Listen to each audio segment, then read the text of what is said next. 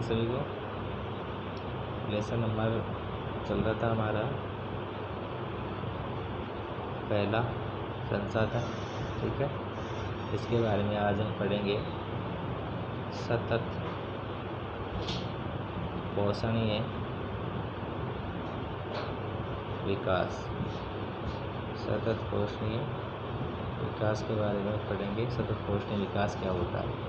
आपको मैंने कल भी बताया था कि संसाधनों का संरक्षण किया जाता है। संसाधनों का संरक्षण किया जाता है कि किस तरीके से संसाधनों का संरक्षण होता है।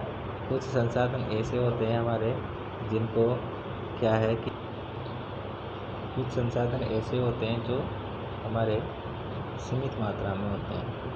तो ये जो सीमित मात्रा में संसाधन है, इनको हम आगे आने वाली जो भावी पीढ़ी है उस भावी पीढ़ी के लिए बचाना आवश्यक है। अर्थात भावी पीढ़ी कब उपयोग करेगी? जब हम संसाधनों का संरक्षण करेंगे। तो इसी आधार पर आपकी एक टॉपिक है सतत पोषणीय विकास। सतत पोषणीय विकास अर्थात सतत पोषणीय जो विकास है वो क्या होता है? सतत पोषणीय विकास। अब देखिए सतत पोषणीय विकास क्या होता है। सतत का मतलब है लगातार और पोषणीय का मतलब है कि वो उससे हम पोषण प्राप्त करते रहें। अर्थात ऐसा विकास है जिसमें विकास की गति इतनी तेज भी नहीं होनी चाहिए जिससे हमारे जो संसाधन है वो समाप्त हो जाएंगे। अर्थात हम जब उपयोग करेंगे संसाधनों का इस तरीके से उपयोग करें ताकि इनकी जो गति है वो इतनी तेज भी नहीं हो कि ये संसाधन धरातल से समाप्त हो जाए और इतने कम भी नहीं हो कि हम हमारी आवश्यकताओं को पूरा नहीं कर पाएँ। अर्थात जो संसाधन है उनका उपयोग हम इस प्रकार से करें ताकि हमारी आवश्यकताएं भी पूरी हो जाए और आगे आने वाली जो भावी पीढ़ी है उनके लिए भी संसाधन बच जाए। तो जब ऐसा इस तरीके का जो विकास होगा उसे हम सतत विकास या सतत पोषणीय विकास के नाम से जानते हैं, ठीक है। अर्थात विकास की गति कैसी हो? विकास की गति इस प्रकार की हो जिसमें हम हमारी आवश्यकताओं को पूरा करें, वर्तमान समय की आवश्यकताओं को पूरा करें और आगे आने वाली जो भावी पीढ़ी है उस भावी पीढ़ी के लिए भी संसाधन बचा कर रख सकें। तो ऐसा जो विकास होगा उसे हम सतत पोषणीय विकास कहते हैं। उद्देश्य क्या है? अर्थात सतत पोषणीय जो विकास है, इस सतत पोषणीय विकास का उद्देश्य क्या है?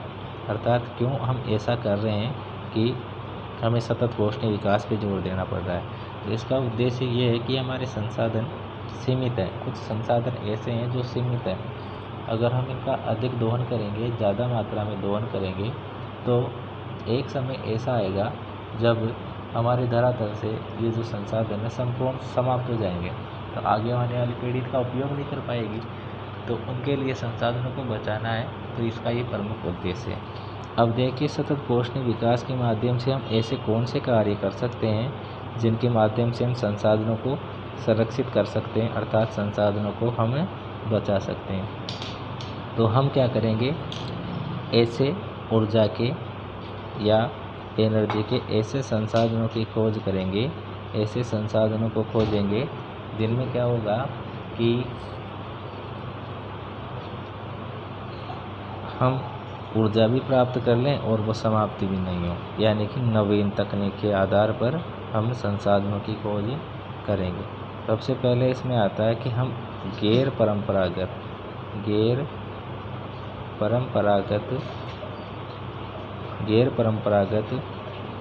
जो संसाधन है उनका उपयोग अधिक करेंगे। गैर परंपरागत संसाधनों का अधिक उपयोग करेंगे तो इससे क्या होगा? पहली बात तो इनका उपयोग करने से प्रदूषण नहीं होगा, ठीक है। दूसरा, ये संसाधन असीमित है, अर्थात ऐसे संसाधन हैं जो कभी समाप्त नहीं होंगे। आप इनका लगातार उपयोग कर सकते हैं। अब जैसे मैंने बताया था आपको, गैर परंपरागत संसाधनों में सूर्य का प्रकाश है, हवा है, इनके माध्यम से हम संसाधनों को काम में लेकर ऊर्जा प्राप्त करेंगे। जब ऐसी ऊर्जा हम प्राप्त करेंगे तो इसका हमारे ऊपर जो हानिकारक प्रभाव वो नहीं पड़ेगा और हम ऊर्जा भी प्राप्त करते रहेंगे। इसके बाद में है कि ये जो संसाधन है सतत पोषणीय जो विकास है इसके सिद्धांत क्या क्या हैं। तो ये इसके सिद्धांत है सतत पोषणीय विकास के। ये देखिए ये सिद्धांत है सतत पोषणीय विकास के सिद्धांत। ये सबसे पहला सिद्धांत है इसमें जीवन के सभी रूपों का आदर और देखभाल होनी चाहिए।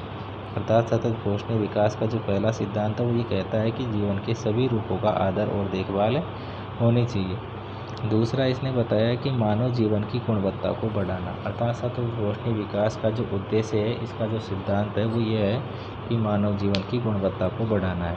तीसरा ये है कि पृथ्वी की जीवन शक्ति और विविधता का संरक्षण करना है। अर्थात पृथ्वी के अंदर जो हमारे संसाधन पाए जाते हैं उनका संरक्षण भी करना है और अलग अलग तरीके से उनको काम में लेना है।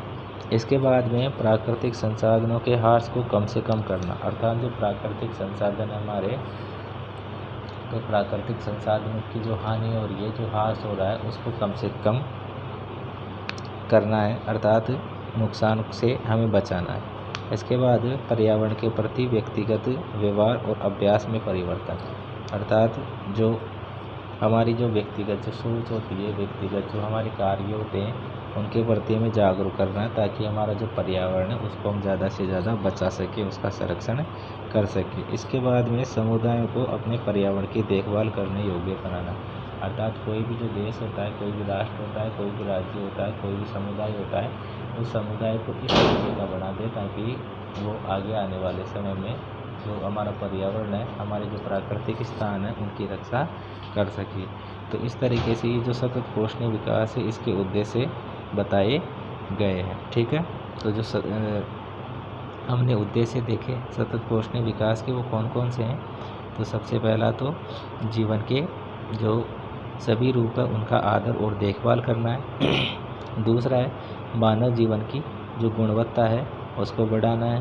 तीसरा है पृथ्वी के जो जीवन शक्ति है और जो विविधता उसका संरक्षण करना है।